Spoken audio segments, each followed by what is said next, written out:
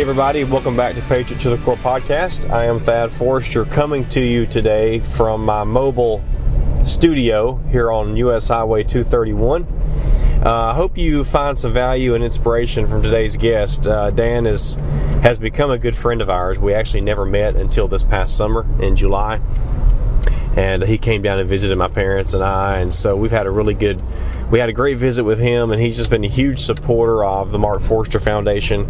But he's actually done a lot of great things in his life. He's an entrepreneur, and I really was touched I was impressed really by the American Profile little magazine he started several years ago that went out to small town America in their newspapers.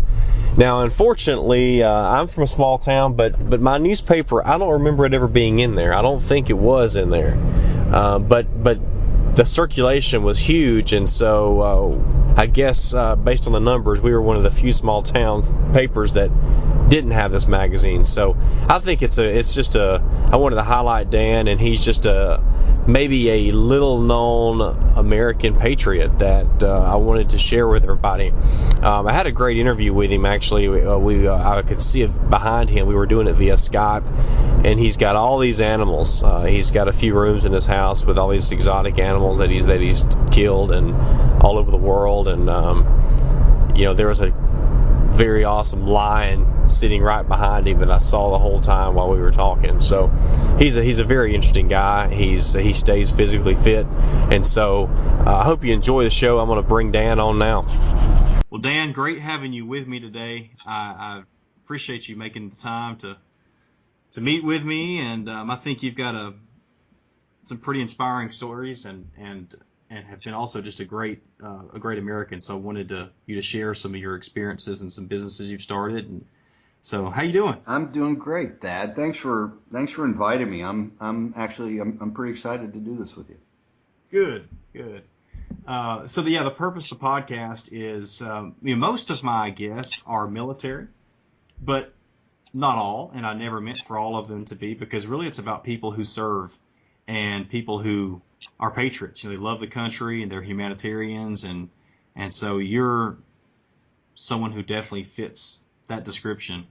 I wanted to start out with, you recently competed in the World Duathlon Championship in Spain.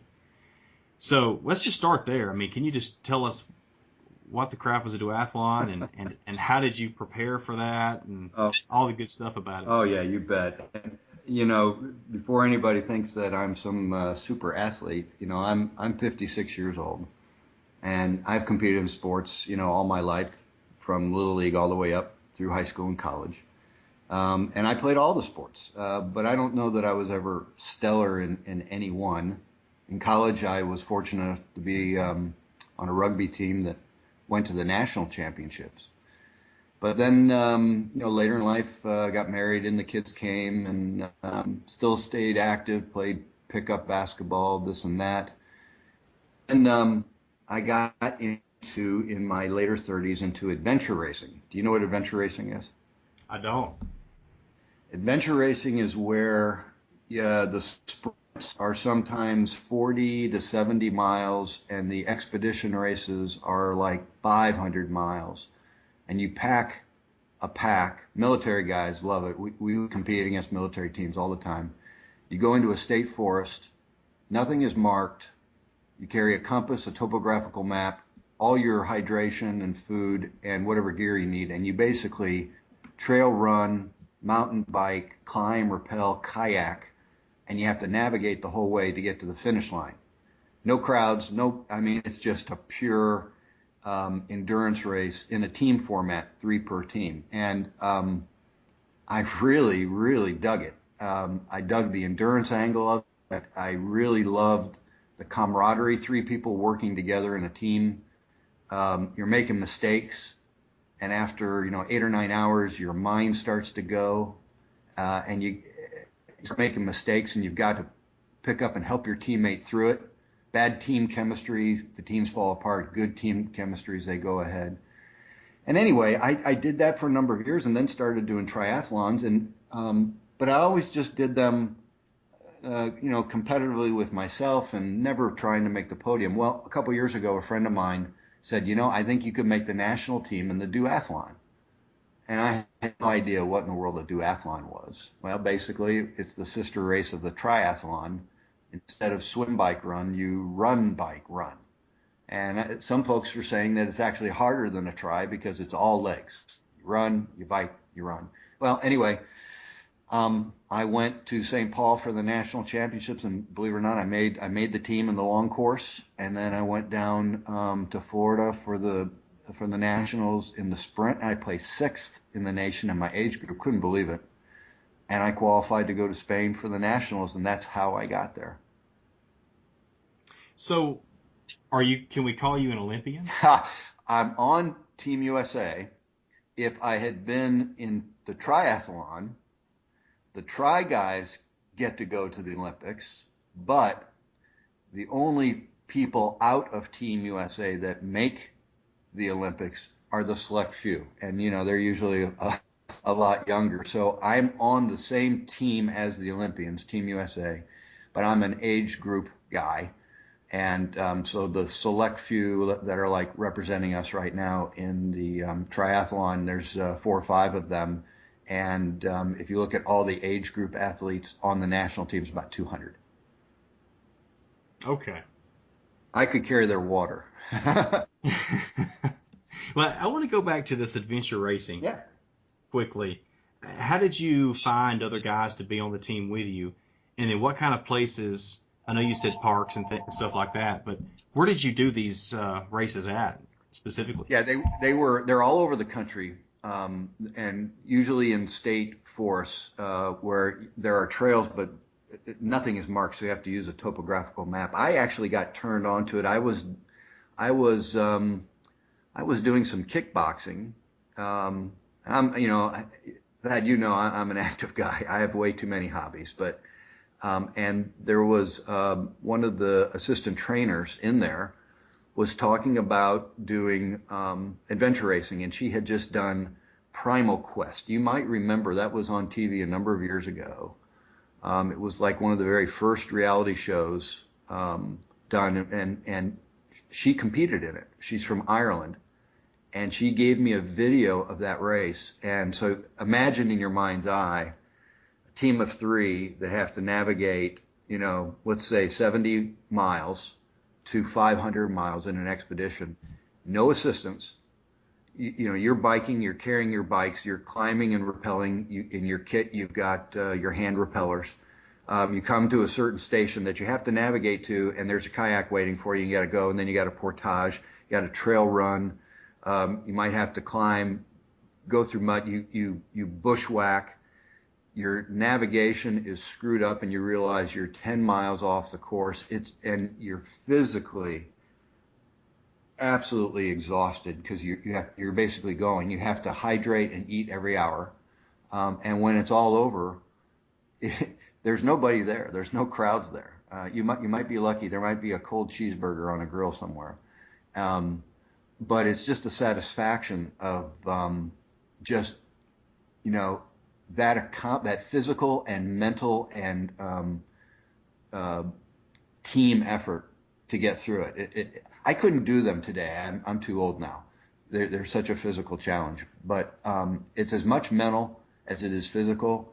And like I said earlier, a lot of guys, we would compete many times against athletes that were former military or still in the military. And, I think a lot of that probably resembles some of the training that they went through. And it was a blast to compete against those guys because at the end of the day, the best athletes did not win. It was the best navigators and the teams with the best chemistry between them. Yeah, that's very interesting.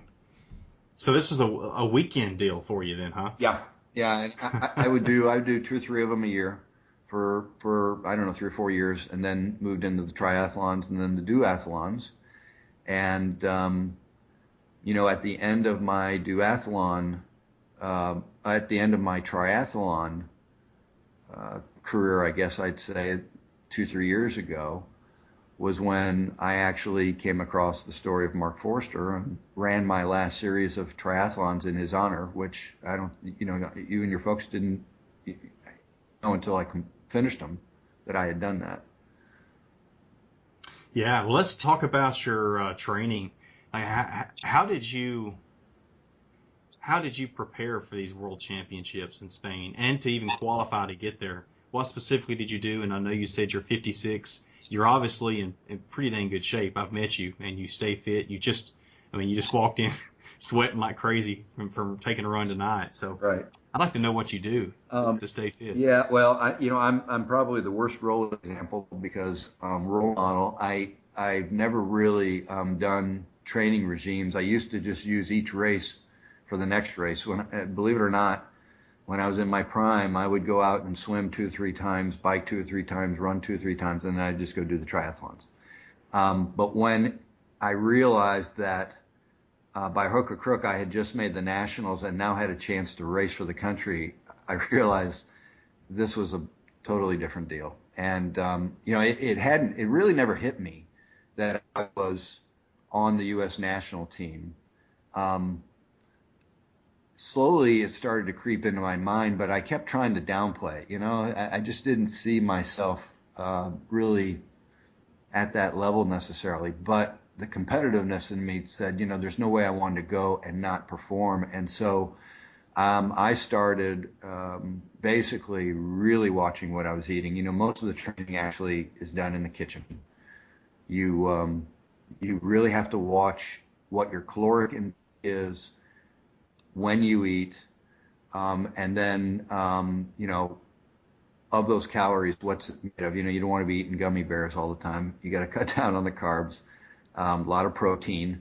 And then I was training, once or twice a day, every day, nothing on the weekend. So swimming, biking, running, weightlifting, and then I'd mix it up a little bit with a little kickboxing for, just kind of a cross-training kind of deal.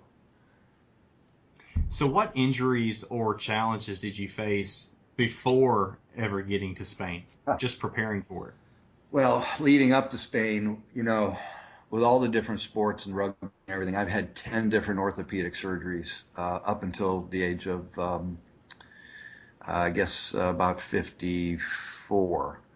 And then when I started training for the nationals, the first national race the year before Spain, 2 months prior to the race, I suffered a series of what they called microfractures to the pelvis, and it was purely from overtraining, and I literally could not walk. I could not move my legs. It started out feeling like I had a torn groin, then it went to the hamstring, the back, and then the next day I was in sweats, and I couldn't move my legs. And they were able to diagnose it, and they said it's rare. They said it could take a couple months, could take a year, could take a couple of years. And I had to start, so I had 2 months to get back to shape, and I was going to physical therapy every other day. And they started training me like a baby, training me how to crawl to get the muscles working again. And then literally when I went up to St. Paul for the nationals, I had not run outside, and I had only biked on a spinning bike, and I set a personal record in the race. And it's a cool story about that, Thad. When I got on the plane to go up there, I was traveling with a friend of mine who's a fellow athlete, and I was visibly trembling on the plane. I was just overridden with anxiety because I thought there's just absolutely no way I should be trying to do this. And as just before the plane started the taxi, he handed me his phone. His wife had just texted him a piece of scripture. And the scripture, I'll paraphrase it, I wish I had it in front of me, but basically said, in times of trouble, that's when you're supposed to reach up and take my hand and hold it tightly, because, without me, you would never get over the first hurdle. And what do the hurdles really matter anyway? These times are for you to get close to me. And when I read that, the two things went through my mind. The first was, wow, that's actually very Eric Little-like the fastest man in the world back out of Scotland in the 1920 Olympics that was featured in Chariots of Fire, who refused to run on Sunday because it was the Sabbath. And I felt calm.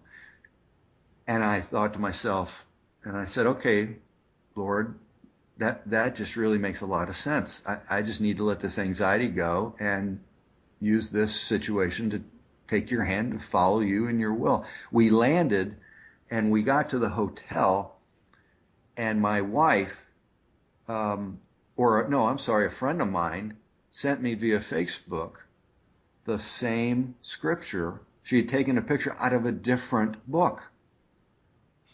and I showed my friend, we were rooming together, and he said, wow, he said, now that's a little close to home.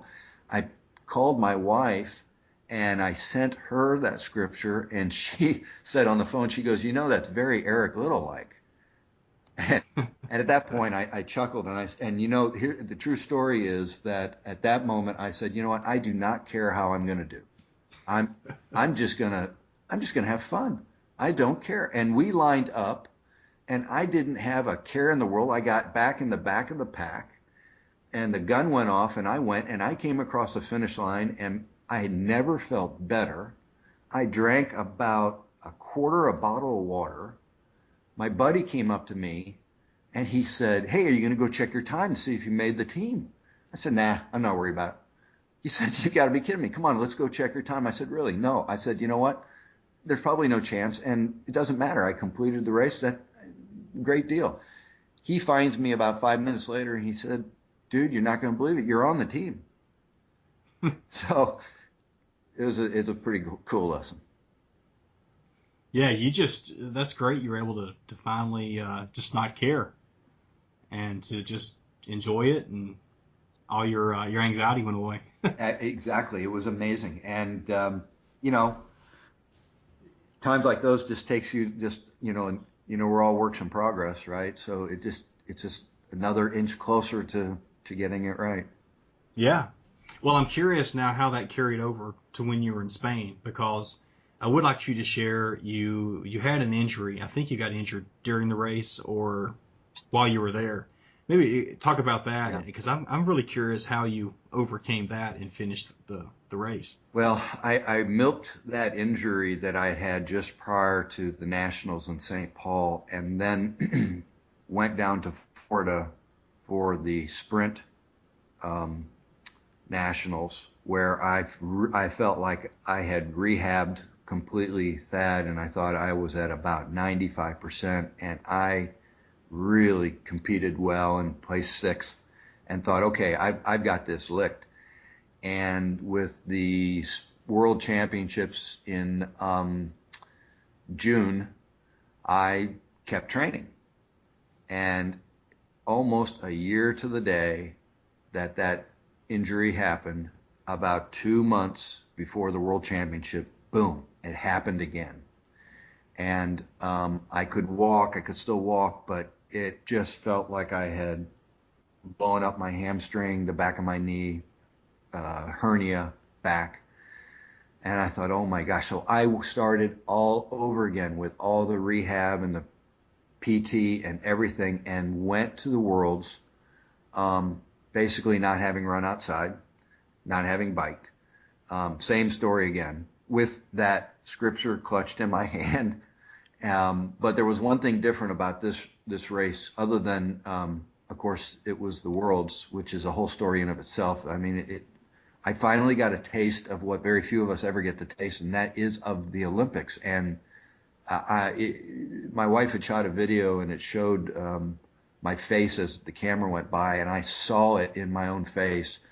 You watch the Olympians on TV, and you see them shed a tear when they're standing on the podium, and I felt some of that. It's phenomenal. Well, getting up there, the big difference, other than the fact that this was a world event, was, I dedicated running this to Mark Forster, the Mark Forster Foundation, and it meant a lot to me. And so having this injury looming over me, I wasn't sure how I was really going to do. And my friend, the same fellow who was with me at the long course in the Nationals, was with me in Spain. And we prayed just before the race. He prayed over both of us, and he asked the Lord to give us both an epic race. And that's exactly what the Lord did. My friend set his own personal record, and me, right at the first mile mark, I was running a sub 640 clip going into the first 5K. That injury just hit me like a ton of bricks, and I almost had to pull up. I could barely move, and instantly my mind went to your brother, Mark Forster, and I thought, so this is the epic race I've got. You know, how appropriate is it that now my mission is to finish this thing, not quit, to fight through the pain. And so literally that guy, my friend, I beat him in Florida by 2 minutes. He beat me by over 20 in this race. That's how hammered I was. I was running 13-minute miles and just shuffling. Sounds like me. So this is in the first running segment, so you hadn't even gotten on the bike yet. Yeah, right. So I had to run the second 2 miles of the 3 miles, just basically kind of limp running. And then when I got on the bike, which is my strength, I usually average no less than 22 miles an hour on the bike. And this is a draft legal race, so it's kind of like Ricky Bobby. You can get on one another's six, and draft off of them, but you can't draft off of the opposite sex. Well, the women and the men are started at staggered times. So, we would often say to ourselves, well, I want to see the guy who's going to be drafting off the ladies who start 5 minutes behind him. Not that the ladies aren't amazing, because they are amazing, but for the ladies to overpass you after starting 5 minutes behind you, something's obviously wrong. Well, I'm the guy who could have drafted off the ladies, because that's how hammered I was. I got through the bike and then got to the last run. The transitions that should have taken me 30 seconds took me about a minute and a half. And the last run was, I didn't walk, but I wasn't running. It was kind of just like a shuffle up until the last about 150 yards, Thad. I saw the vice president of Team USA, and he yelled out to me and said, are you okay? And I hadn't had anything to drink. I wasn't winded. I was just in immense pain, and I said, I could run this again if my legs would cooperate. And at that point, a Canadian went around me, and I thought, okay, the race has been for Mark. This guy is for me. I got to go get this guy. And I tried. We were going across the bridge, getting ready to come into the home stretch and the finish line where all the people were, and I could not get him. But as soon as I crossed that bridge, and there were thousands of people cheering, the adrenaline just went through me. And I don't know, but somehow I duck, waddled, hopped, and jumped and got past this guy and took him with about 5 yards left in front of the finish line. And there you have it. You passed him, huh? I did. That's awesome. So just what's the feeling like? What's going through your head and your emotions as you're finishing this difficult challenge, and then you've got all these people cheering for you?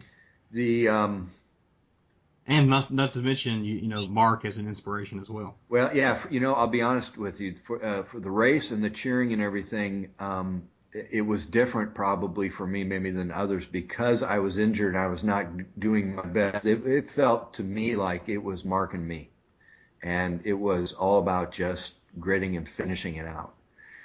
For me, then, it was during the opening ceremonies with the Parade of Nations, so there were 1,400 athletes there representing 30 countries. And just like in the Olympics, everyone is wearing their national uniforms, and there's a flag bearer, and there are marching bands and the whole 9 yards. But unlike the Olympics, Dad, where you come in and you go around a stadium, this was through the streets of Aviles, Spain. So picture narrow, cobble, slate-lined streets, 4-story tall, 14th century architecture. And thousands of people are on the sidewalks and literally touching us as we're walking. And they're out the windows and on the rooftops and throwing confetti and noise and clapping and looking at you eye to eye. And it was overwhelming. I then knew what it felt like to be an Olympian. And when we got into the large opening area, large courtyard where they had the opening ceremonies and the stage, and the town poured out, they had a children's choir and orchestra and dancers and music, and they did the athletes' pledges and everything. And each team was introduced and lined up. So you can imagine 30 different countries, 1,400 athletes, and they're doing the athletes' pledge. I don't even know how to explain it other than now watching the Olympics in Rio. You know how on the podium, have you ever noticed more times than not when an American is standing up there getting the gold and they're playing the national anthem, you see a tear. Mm-hmm. I don't always notice that with the other nations, and I'm not suggesting that they're not as patriotic about their country, but I think there's something special about our country and patriotism, and I felt it in Spain at the Worlds, and I watched Phelps take his 5th gold medal, and the tears were there just like the first, and that says something. Oh, I've thought that a lot too. The last few Olympics, and especially, I love watching our swimmers, Michael Phelps and his team, and I feel emotion just watching them when they win or watching them, come from behind. It's awesome. So to be in that situation that you've been in, or like our other Olympians we're watching now, is something that I don't think I'll never get to experience probably, but man, I put myself in that situation, and it would be incredible. Oh yeah, and I don't know if you saw the clip, but kudos out to Usain Bolt, because I saw where he was giving an interview after, I don't know, the 100-meter dash, maybe it was, or it might have been the 200 trial. And as he was giving the interview, they were awarding medals, and the U.S. national anthem was being played. So there was an American on top of the podium, and he stopped the interview. He said, oh, stop. And he turned and faced the flag in the podium and stood there the entire time until they quit playing the national anthem. Then he turned back around and completed the interview.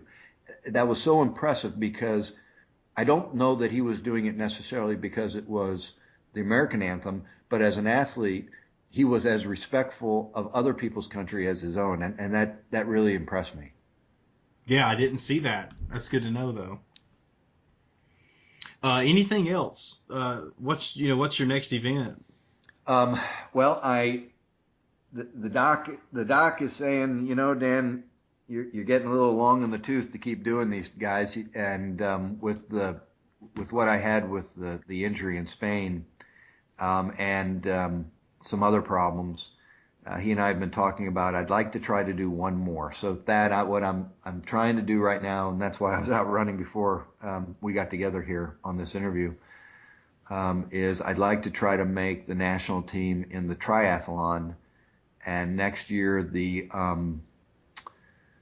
World Triathlon is in Rotterdam, and so here's what I'm hoping for. I'm hoping to make the national. I'm hoping to get to go. I'm hoping to run for the Forrester Foundation. And if I miss on any of those, then I will end my career running for the Forrester Foundation in the Spain Duathlon Worlds. And I'll be happy. There's plenty of other things to do. I won't look back, and we'll move on.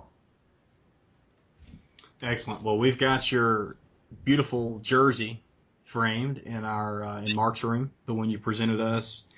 with Team USA. It's got the Mark Forster Foundation logo on there, along with Jag 28. So it looks excellent. Oh, that's great. So something else that really interested me about you, and by the way, Dan, I've got an event I'm going to send you some information on. Cool. Because I think you might find it interesting. But I guess changing topics is, I was really interested too when you told me about this American Profile magazine that you started Right. Years ago. Right. Will you tell us what that is about? Yeah, in 1999 I launched a company called Publishing Group of America, and the idea was to produce and deliver magazines primarily to rural America, and to do it through the community newspaper. There are 250 urban daily newspapers in our country, but there are 8,000 small daily and weekly newspapers in this country, because there are approximately 8,000 small towns, or what I like to say is hometowns. And the journey had actually started 8 years before that. And it was actually quite a spiritual walk. But at the end of that, when this dream came to fruition to launch it, the first publication was called American Profile. But it was different than what most people would think. We were distributing it through a community newspaper. Now, for those who might listen to your podcast that are from a small town, they know exactly what I'm talking about. But from those who might be from suburbia or urban America, they might not know the significance of a community newspaper in a smaller town. Those newspapers basically are the only place to find out who died, who got married, who's the homecoming queen, what the score of the basketball game was on Friday night. And they have a penetration and readership like no other media business anywhere in the country. And even today now, with newspapers not being as strong a medium, community newspapers are still very, very strong, about 80% penetration in their market. So the idea was to produce this magazine and deliver it through those papers. And the reason why I chose American Profile was I'm from a small town, and maybe I'm a bit biased, but I can think of no other place in this country that's more patriotic. And the mission was only to be about the good news of life in hometown America. Community newspapers generally don't take alcohol ads, and they generally don't take tobacco ads. And when they write about everything from a traffic violation to a murder, they are very, very careful about how they handle the names and whatnot, because they face the families they write about in the grocery store. So there's a level of journalistic sensitivity that you don't find elsewhere in the country, if you will. So when we produced American Profile, it had to emulate that audience, and it had to be something that they wanted to read. So American Profile, every town, every person has a great story. And that's what it was about. It was about finding great stories in American towns, great stories about people, great stories about the happenings in regional areas.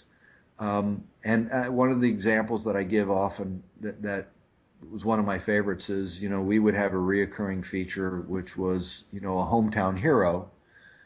And as I've often told people, not what you think.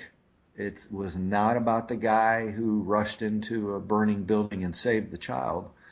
The hometown hero was the guy that maybe has been your neighbor for 25 years and, unbeknownst to you, had been hand-whittling toys for an orphanage. That was a hometown hero. And it turned out to be the largest publishing launch in U.S. history, all based off of small towns. It was a phenomena of itself.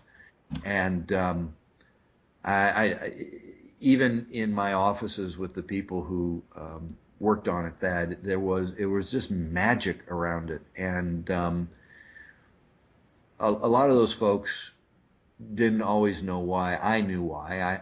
during that 8-year journey to produce that business, I reached a point where I couldn't move it forward, and I had to lay it down. And then there were a lot of things that happened in my life that changed my perspective on things, and the biggest part of that was to come closer to the Lord. And in doing that, at the 8th year, he came to me and basically said it was time for me to pick that business back up and launch it, because I was now the right person to lead that business. And earlier in my life, I wasn't. It wasn't that I was a bad guy. It was that I didn't have as good of a relationship, wasn't as faithful or as spiritual as I was after he put me through some hoops and jumps, if you will.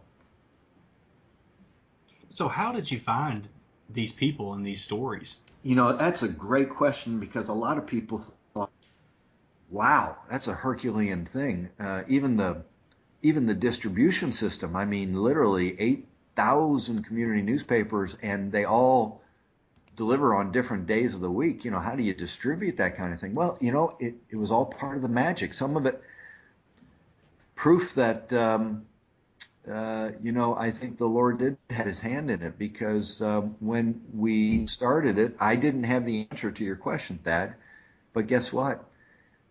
As soon as we started with my editors, a group of editors who would reach out through the community newspapers, those community newspapers would be lining up, throwing editorial at us, feature our town, feature this guy, feature this person, look at this event. And it was basically, our editors became true editors. They were just receiving content and would have to pick and choose and edit it. And the same thing happened to us on a production standpoint. Turns out the size of this publication, there are only 3 printers in North America large enough that are to produce this type of volume. And the number one best plant was built for the ground up for this type of publication 30 miles from where we are. I had no idea. And when they looked at our business plans, they offered us $1 million worth of financing to get the printing job. That just doesn't happen. No. Well, meant to be. Right. So what stories stand out to you besides you mentioned the man who was whittling the toys? What else is something that stands out to you? Well, my favorite of all time is very, very patriotic. I think you'll enjoy it, and meaningful, because if I remember correctly, your brother witnessed the planes flying into the towers, and that's where he made a mental decision, is it not, that upon graduation he would go into the military? Mm-hmm. Correct. All right. So I was sitting in my office on that same day, Thad, and one of my staff rushed in and said a plane had just flown into one of the towers, and we didn't know, we couldn't make sense of that. And we all walked out in one of the common areas where many of my editors and artists were. There was a TV set up, and they were replaying the first plane flying in. And as soon as I saw that, the first thing that went through my mind was, that was not an error. This is some sort of an attack. I didn't know what, but that's the first thing that went through my mind. And then, as you know, we all know, the second one went in. At that moment, I jumped on the phone. I was supposed to be on a plane the next morning, but I had an office in New York with like 8 employees, and I could not get through. So I was in a panic at that point, trying to see if I could find, are my employees okay? They were in the Lincoln Building, which is near Grand Central Station, and the library, not at Ground Zero. But you never know where they were at any time, because they were all sales folks. Anyway, of course, all the flights were canceled. My flight didn't leave, and we know what took place then in the days following that. So I guess it was about a week and a half after that, when I got word that they were going to lift the restrictions and allow flights into New York. And so I was on the very first flight that got into New York. Obviously, I had found that all my employees were safe and other people, and I had heard, literally, I had actually talked to someone that within an hour, speaking of patriotism and how it is not just isolated to small towns, people were lined around 6 city blocks in New York ready to give blood. I grabbed my editor-in-chief and I said, "You're coming with me to New York. We're getting up there. We're going to see what this is all about. And we're going to check on our staff." And we landed in LaGuardia. Well, I should back up. As our flight was circling, there were only 4 people on the flight. This is the first flight getting in. And our pilot was very deft. He said, "If you look out the left side of the window, you can see the Statue of Liberty." Well, that was his code for you can see the devastation. And sure enough, we circled and could see Ground Zero, and the smoke plume was still there. And we landed in LaGuardia. All 4 of us deplaned. And there was, if you've ever been to LaGuardia, you'll know what this means. It was a ghost town. There was no one there. We walked down an empty hall, went down to baggage.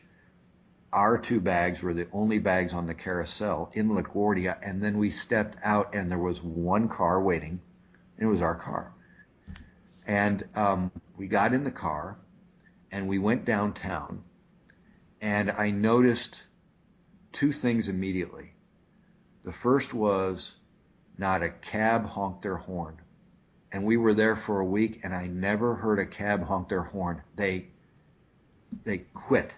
They quit honking horns. It just wasn't, there was something in the air. And the second thing was there were American flags everywhere. And my editor and I decided that we did not want to go down to Ground Zero. We didn't want to be tourists. We need to let the work crews do their thing. While we are journalists, we're not timely news. So we decided not to go down. We saw everything and took everything in that we needed. And on the flight back, we discussed what we were going to do. And he wrote a story. He wanted me to participate in it. And I said, no. I said, this is your mission. You need to write this. And he did. And he wrote a brilliant story that ended up getting picked up around the world, translated in about 30 or 40 different languages. And as part of that story, we put an American flag, a paper American flag, probably 2 feet by 4 feet, that was folded inside of our magazine and went out with our circulation, which at the time was, I think, about 11 million. And the story was entitled America's Flag. And what he wrote about was the fact that this was not the first disaster our nation has ever seen. Our nation has faced war. It has faced famine and disease. Many people forget that Washington, D.C. was burned to the ground once. We've had rioting, we've had civil disrest, we've had civil war. But in every one of those issues, in every one of those circumstances, on the back end, as part of the healing for our country, one thing has always united us, and that's the flag. It has come out, it has flown proudly, and everyone has lined up behind it. And his story was beautiful, it was right, it was correct, and we sent 11 million flags out in our publications. And then, Thad, we got thousands and thousands of letters from readers. And I'll get choked up here. I'm already getting choked up again just thinking about it. Telling us about the thousands of flags that they were seeing in small town America that we, through our publication, basically saying, we will not forget, we will remember. So, sorry, but, in media, those things they just don't happen that often. And so much good can come out of something so tragic. That's what can really make you proud to be an American. And I will tell you, that the New Yorkers showed every bit, if not more, pride and patriotism than I've seen anywhere when they were. That's powerful. Yeah. Yeah, I definitely remember the feeling in the country, the feeling of patriotism, and that was a brilliant call to put the flag in there in every magazine. Yeah, I don't think that Peter Fossil was my editor-in-chief, or I. I don't think either one of us could take credit for it. It just came together. We were almost arm wrestling on the flight coming back. He really wanted me to write it, or at least to participate in it. And I just had this overwhelming sense that, nope, I was supposed to give him 100% free rein. And I did. And he came back with that story, and it was brilliant. And I think in reading that story, it occurred to us immediately, let's just put, another 4 pages worth into this publication and make it an American flag. And I still have that cover of that publication I framed. I keep it in my office.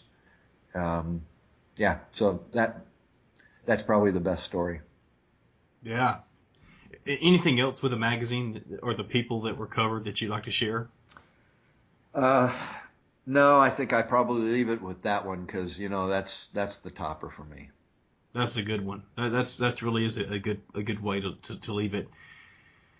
I know you're not. I don't think you're affiliated with the magazine now, but it's still going. Yeah. In some form or another. Right. That's right. Yeah. No, we sold it to a larger media group in 2007, and then I actually went out and created another company where we owned and operated small town newspapers, believe it or not. And that entity is still running. And boy, I love that job. I just love going into small towns. They jazz me. I was interviewed once, about,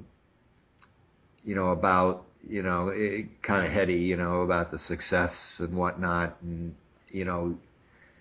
I think those that maybe have a modicum of success don't ever really feel like they have, just because, maybe it's, you don't want to say words over it or something, but somebody said to me in an interview, well, how is it that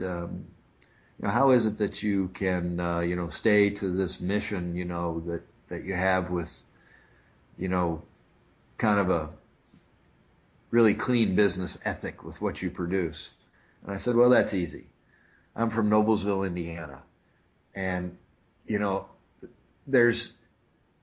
Noblesville has grown now. Noblesville, we didn't have a McDonald's when I was growing up there, but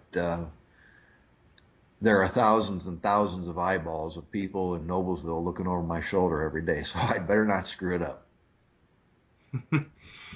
Yeah, well, I'm from a small town that you've been to, and we have a newspaper. We've had one my entire life. It comes out 2 times a week, and I love reading it, and I always have ever since I've at least been a teenager. And when I go home to this day, I love to go in my dad's office and sit down and look at the newspaper. They call community newspapers refrigerator journalism. You know why? No. The urban newspaper guys, they don't get it. They think that's actually a derogatory statement. But for everybody else, we know that that's a badge of honor, because what refrigerator journalism means is picture of your kid playing soccer and other things that are so important enough that you actually get out the scissors and you cut it out of the newspaper and you put it on the refrigerator. Yeah. Yeah. When's the last time you heard somebody cutting something out of the New York Times and putting it on a refrigerator? Doesn't happen. Yeah, good point. Well, yeah, we've definitely done that, and we actually have a friend that this was probably 6 years ago or 7 years ago. My wife had a recipe published in the newspaper. Yep. And our friend cut it out and mailed it to us. How about that? Yeah, it was very nice. One other thing is, I know you and your wife, your wife is definitely involved in local government or in volunteering, and she You know, she has said she's not she doesn't really care about politics, but she loves government, and she's ran for an office. What would you say someone like me or like you or anyone else listening, how can we get involved in our communities? Yeah, no, it's a good question, and my wife, she's the role model. The first thing I would say, and if she were sitting here with me, she would echo, is it's actually easy to get involved. You just do it. You pick up the phone, you go out the door, whatever area that moves you. So, for example, when our children were younger, my wife said, I really want to be involved in the schools. I want to be involved a lot in the schools, such that they started to build a new elementary school where our kids would be. And she went up and said, I want to volunteer. And you know what? In short order, she was one of the two ladies put in charge of launching the school, and they became basically the PR face to the community and scheduled everything between the teachers and the community and the opening ceremonies of the school. And she was fully involved, which meant then she knew all the teachers, she knew the principal, and she then actually had influence, and which is a good thing, because whether it's school or local government and politics or anything, we have to be involved and to bring our influence so that it reflects our values and what we want. So Sherry went from there and said, gosh, I'm going to run the PTO organization here. And so she, of course, had already been a member of the PTO, and she became the president of the PTO because she was involved, and she just did. And everybody saw her and said, boy, if she runs for PTO president, let's have her as PTO president, because she got involved and she did it. And then she said, well, there are numerous PTOs in this area. There's no one coordinating all those PTOs so that all those PTOs are getting all those parents involved the same way we've done it in our school. I'm going to set up a council to run all those PTOs. So she went through the school system and the school board and proposed what she wanted to do, and no one had an issue with it whatsoever. They applauded it, and she set up the PTO council, and literally every PTO president then basically reported into Sherry, and they coordinated all their activities from one school to the next. Pretty amazing. And once again, not only now did she not know the principal and all the folks in the elementary school and the high school, but now multiple high schools, multiple elementary schools. And then the school board wanted her to take a seat on their board. And so, sure enough, Sherry ran, and now she was serving on the school board. So you can imagine how much she knows and what opportunities she had to influence things, not with any agenda other than to help to ensure that the schools and the policies and everything were a reflection of the community values. And the community, of course, brings those values with their voices in different settings, and Sherry wanted to ensure that she would represent those voices and those values and reflections. And then she said, you know what? I want to take this to the State House for Tennessee. And so she ran against an incumbent, and she lost. But I think she has inspired two or three others, because, as it turns out, we have a couple politicians that maybe have gone past their value and are not reflecting the values of the people whom they represent. And when that happens, it's incumbent upon us, all of us, to participate. We vote. We have to express our opinion. This country is great for one reason. You know, a group of people wanted to move from tyranny, and they were brilliant in building this country and putting together founding documents that would have withstood the test of time for over 200 years, and no democracy has ever lasted this long in our world. Shame on us if we don't all get involved locally all the way up to nationally to, you know, the greatest generation has left it to us. They did their job. It's up to us to do our job so our kids and grandkids can have it too.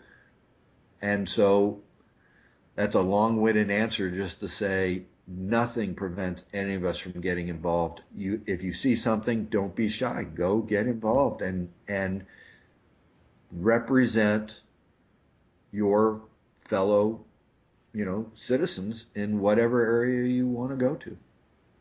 Yeah, I agree. I think it's pretty easy for us all to get involved in some way or another, and we've got to have people that have, you know, integrity and a little bit of you know, have a backbone to run and help to lead us and represent us. At least that's what I want. Oh yeah, and yeah, there are times where it takes courage, but you know, if your motivations are right, then you know, courage is there's no fear. Courage is easy. If your motivations aren't good, then that's something that nobody wants. But it's just, you know, you sound like me, you know, at times almost just a pure sucker for patriotism. I just really believe in it, and I just encourage. And it's not corny, daggone it. It's not. It's you know, you look around the world, and there's a reason why America. What was the thing I heard the other day? You know, about this country and that country being superior to America in different ways and different. And then I say, well, then why, when the chips are down, does everybody want to immigrate here? Mm-hmm. It's obvious. And when people in other countries, people of prominence that have serious illnesses, where do they come for their treatment? They come here. So, you know, what we've got is very special, and it's precarious, and we shouldn't let it slip through our fingers. Yeah. Thanks for sharing that. Yeah. Yeah, maybe here wrapping it up, I would like you to talk about how my brother Mark has impacted you, because you never knew him and you didn't know any of us. And so when did you find out? How did you find out about Mark, and what impact did he have on you? One day, a friend of mine that I actually met through one of my businesses, and only had just a very, very, very distant relationship with. She was friend of your family's friend of yours, I know, and knew Mark from, I guess, grade school, high school, something to that effect. College. Okay. And she reached out to me one day, and she said, I just think you need to see this story. I think it's a story that would mean something to you. And it was the story of your brother. And out of respect, of course, I said, great, yes, of course I will. And I started to look into the story of Mark Forster, and it just went through me like a bolt of lightning. You know, I guess I saw two things as I was reading about who Mark Forster was. You know, on first blush, what I saw a piece of me. I saw a piece of my friends. I saw a guy that probably would have been a buddy of mine. I saw just a good guy. I saw somebody who was athletic. He had small town roots. My perception was maybe even a little shy around the girls, not bad looking, but not full of himself, not probably a straight arrow. I'm sure he got into trouble, but he was a good guy. And you know, now that I've been on your blog long enough, you know that, you know, I'm a patriotic guy, and I love somebody who bleeds red, white, and blue, and doesn't have to be the gung ho guy. And that was the other thing I saw. I saw somebody who was paced. I'm not sure how I saw this, but this is what I saw. And then at the same time, I saw a guy who got so moved by an event that he felt it was his duty to go and not only represent, but also to protect. That was the one thing I took out of that was, here's a guy, a piece of me, a piece of my friends, good guy, and he didn't hesitate to want to put it on the line. He was respectful to his folks. He was going to finish college, but then he was going to do this, and he didn't even know what he was going to do. And then I was hooked because I could taste this. You know, I've done adventures, I've done hunting things, I've done physical endurance, I've done heartfelt, mental, patriotic things. I've tasted trying to be a good guy. I've gotten into trouble. I've been shy around the girls too, if you will, you know, in my time. And I just felt like I knew him. And then I really dove in. I read your book, and, you know, I consumed it over basically everything at that point overnight. And at that point, I felt like I wanted to contribute, and I wasn't sure how to contribute. I was doing what I thought was going to be my last circuit of triathlons, and I thought about you and your folks primarily, and I thought, what can I do that would be honoring? And that's when I had the idea. I went out and I researched command control. I didn't even know what that branch was until I saw Mark's story. And then when I saw what command control was, it surprised me not one iota. That's what he chose and where he went. And I went online and I found and I'll get this wrong, forgive me, but the badge of that division or speciality, command control. And I got a little American flag, about a 3x5 cloth American flag, and I believe off the site the KIA statement on Mark, and then I hand sewed that stuff together, KIA on top of the command control badge, and then on top of the American flag, and then I attached it to my racing belt, and I dedicated that series of triathlons, there was 4 of them, to Mark. And in fact, it went further than that. It's actually kind of funny. I know I've joked with your dad a little bit about it, but I knew what a huge Alabama fan Mark was, and of course I am just as huge a Tennessee fan. And I thought, this is really comical, because here I am, I'm racing, and I'm carrying the spirit of a Bama fan, and he's going to be sitting on my shoulder, and he's going to be saying, come on, Vol, pick it up. And actually, during the races, I had a little bit of chatter with what I believe was Mark's spirit. It was so good for me to do it. I received so much out of it.